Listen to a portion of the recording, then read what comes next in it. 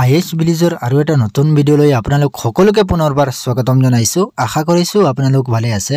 তো বন্ধুসকল 2024 চনৰ নতুন চৰকাৰী গড়ৰ লিষ্ট প্ৰকাশ হৈছে। এইবাৰ কিন্তু চৰকাৰী গড়ৰ বাজেট বঢ়াই দিয়া হৈছে। আপোনালোকৰ যদি এই লিষ্টত নাম আছে তেতিয়াহলে আপুনিও পাব এখন চৰকাৰী গড়। এইবাৰ চৰকাৰী গড়ৰ কাৰণে দিয়া হ'ব 2,70,000 টকা। আপোনাৰ যদি এই লিষ্টত নাম আছে তেতিয়াহলে আপুনিও পাব 2,70,000 টকা। এই 2024 চনৰ নতুন চৰকাৰী গড়ৰ লিষ্টত নাম আহিছেনে? আপুনি এই লিষ্টখন কেনেকৈ চেক কৰিব? আপোনাৰ এই লিষ্টত সকলোখিনি ডিটেইলছ দিয়া আছে নে? সকলোখিনি আপোনালোকে নিজে চেক কৰিব পাৰিব। আপোনালোকে এইখিনি কেনেকৈ চেক কৰিব, কেনেকৈ ডাউনলোড কৰিব, সকলোখিনি ডিটেইলছ মই এই ভিডিঅ'ত আপোনালোকক দেখুৱাই দিম।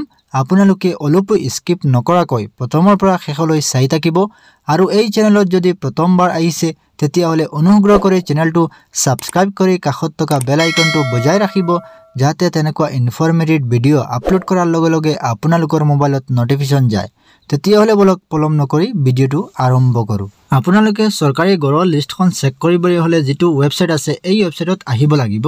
আৰু এই ৱেবছাইটৰ লিংক মই ভিডিঅ'ৰ ডেছক্ৰিপশ্যনত দি থম। আপোনালোকে তাত ক্লিক কৰাৰ লগে লগে আপোনালোকৰ সন্মুখত এই পেজটো ওলাব। ওলোৱাৰ পিছত আপোনালোকে দেখিবলৈ পাব ওপৰত ফাৰ্ষ্টত আছে এবাউট, তাৰপিছত আছে আৱাজ ছফ্ট, তাৰপিছত আছে ডকুমেণ্ট গাইডলাইনছ, তাৰপিছত আছে ষ্টেক হোল্ডাৰ।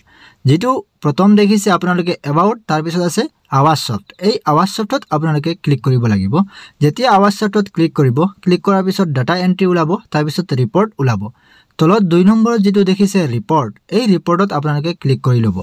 যেতিয়া আপোনালোকে ৰিপৰ্টত ক্লিক কৰিব, ক্লিক কৰাৰ পিছত আপোনাৰ সন্মুখত এনেকুৱা এখন পেজ ওলাব। এতিয়া আপোনালোকে সিধা তলফালে যাব লাগিব। যেতিয়া আপোনালোকে তলফালে স্ক্ৰল কৰিব, ইয়াত A B C D E আছে, সকলোখিনি আছে। ইয়াত আপোনালোকে একো কৰিব নালাগে, একেবাৰে তলফালে আহিব। অহাৰ পিছত দেখিব বেনিফিচিয়াৰী ডিটেইলছ ফৰ ভেৰিফিকেশ্যন, যেটো তলত দেখিছে বেনিফিচিয়াৰী ডিটেইলছ ফৰ ভেৰিফিকেশ্যন, ইয়াত তলত আছে। ইয়াত আপোনালোকে ক্লিক কৰিব। ক্লিক কৰাৰ লগে লগে এতিয়া আপোনালোকে কৰিব লাগিব ষ্টেট সিলেক্ট। প্ৰথম আছে ষ্টেট। আপোনালোকে নিজৰ ষ্টেটটো প্ৰথমতে আপোনালোকে সিলেক্ট কৰিব। যেতিয়া ষ্টেটত ক্লিক কৰিব, আসাম আহিব, আপোনালোকে আসামটো সিলেক্ট কৰিব। তাৰপিছত এতিয়া আপোনালোকে সিলেক্ট কৰিব লাগিব ডিস্ট্ৰিক্ট। যেতিয়া আপোনালোকে ক্লিক কৰিব, ক্লিক কৰাৰ পিছত ডিস্ট্ৰিক্ট ওলাব। আপোনাৰ নিজৰ ডিস্ট্ৰিক্ট যোনখন হয় এইখন ইয়াৰ পৰা সিলেক্ট কৰিব। মই বাৰু যিকোনো এখন সিলেক্ট কৰি লৈছো আপোনালোকক দেখুৱাবৰ কাৰণে। তাৰপিছত আহিব এতিয়া ব্লক।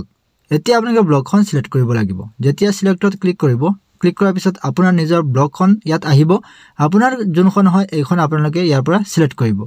ব্লক সিলেক্ট কৰাৰ পিছত এতিয়া আহিব পঞ্চায়ত। নিজৰ পঞ্চায়তখন সিলেক্ট কৰিব লাগিব।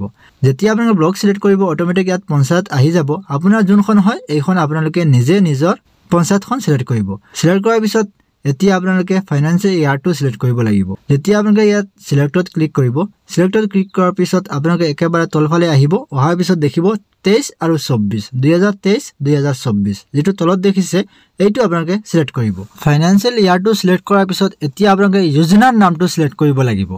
যেটো আপোনাৰ তলত দেখিছে সিলেক্ট, এই সিলেক্টত ক্লিক কৰাৰ লগে লগে যোজনাৰ নাম আহিব। যেটো ওপৰত দেখিছে প্ৰধানমন্ত্ৰী আৱাস যোজনা গ্ৰামীণ, এইটো ওপৰত যেটো আছে এইটো আপোনালোকে সিলেক্ট কৰিব।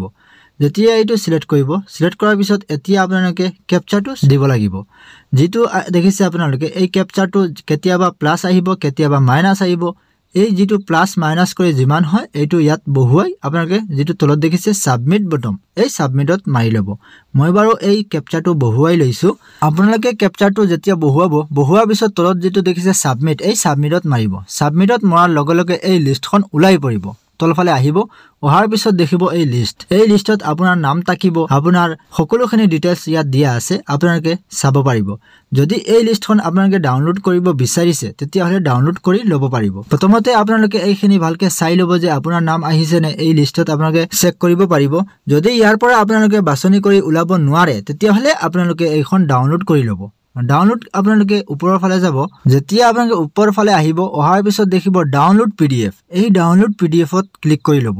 যেতিয়া আপোনালোকে ডাউনলোড PDFত ক্লিক কৰিব, ক্লিক কৰাৰ লগে লগে এই লিষ্টখন ডাউনলোড হৈ যাব। হোৱাৰ পিছত আপোনালোকে সকলোখিনি ডিটেইলছ চাব পাৰিব। মই বাৰু দেখুৱাই লৈছো। ডাউনলোড হোৱাৰ পিছত আপোনালোকে PDF ফাইল যেটো দেখিছে এই PDF ফাইলত আপোনালোকে সিলেক্ট কৰিব। সিলেক্ট কৰাৰ লগে লগে এই লিষ্টখন ওলাই পৰিব।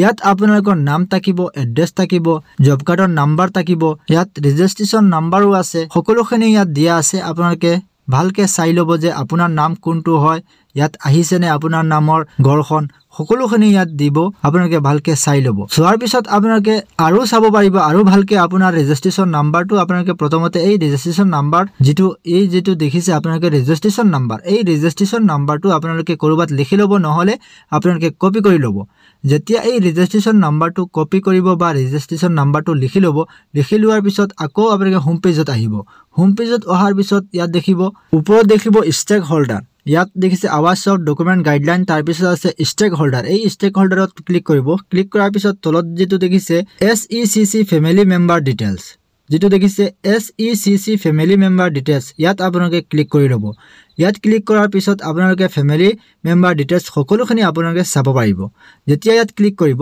ক্লিক কৰাৰ পিছত ইয়াত তেনেকৈ ওলাব এতিয়া প্ৰথমতে আপোনালোকে ষ্টেটখন সিলেক্ট কৰিব লাগিব প্ৰথমতে ষ্টেট দিয়া আছে ষ্টেটখন সিলেক্ট কৰিব সিলেক্ট কৰাৰ পিছত PMAY ID যেটো আপোনালোকে কপি কৰিছিলে বা লিখিছিলে এই আইডিটো আপোনালোকে ইয়াত পেষ্ট কৰিব লাগিব এটো পেষ্ট কৰাৰ পিছত যেটো দেখিছে আপোনালোকে ক্যাপচা এই ক্যাপচাটো ইয়াত বহুৱাই গেট ফ্যামিলি মেম্বাৰ ডিটেইলছত যেটো দেখিছে এই ডিটেইলছত ক্লিক কৰাৰ লগে লগে ফ্যামিলি মেম্বাৰ ডিটেইলছটো উলাই পৰিব মই বাৰু এই ক্যাপচাটো বহুৱাই আপোনালোকক ফ্যামিলি মেম্বাৰ ডিটেইলছটো দেখুৱাই লৈছো আপোনালোকে যেতিয়া এইখিনি বহুৱাই গেট ফ্যামিলি মেম্বাৰ ডিটেইলছত ক্লিক কৰিব ক্লিক কৰাৰ পিছত আপোনাৰ ফ্যামিলি মেম্বাৰ ডিটেইলছটো ইয়াত উলাই পৰিব আপোনাৰ ফ্যামিলিৰ কিমানজন মানুহ আছে কি আছে সকলোখিনি ইয়াত দিয়া থাকিব আপোনালোকে ভালকে চাব পাৰিব আপোনালোকে ঠিক তেনেদৰে এই ফ্যামিলি মেম্বাৰ ডিটেইলছটো চাব পাৰিব আৰু এই লিষ্টখন যিখন আছে 2024 চনৰ নতুন প্ৰধানমন্ত্ৰী আৱাস যোজনা গ্ৰামীণৰ লিষ্ট আছে এই লিষ্টখন আপোনালোকে ডাউনলোড কৰি ল'ব পাৰিব যদি এই লিষ্টত নাম আহিছে তেতিয়া হলে আপুনি পাব এখন চৰকাৰী ঘৰ আৰু চৰকাৰী ঘৰৰ কাৰণে এইবাৰ দিয়া হ'ব 2,70,000 টকা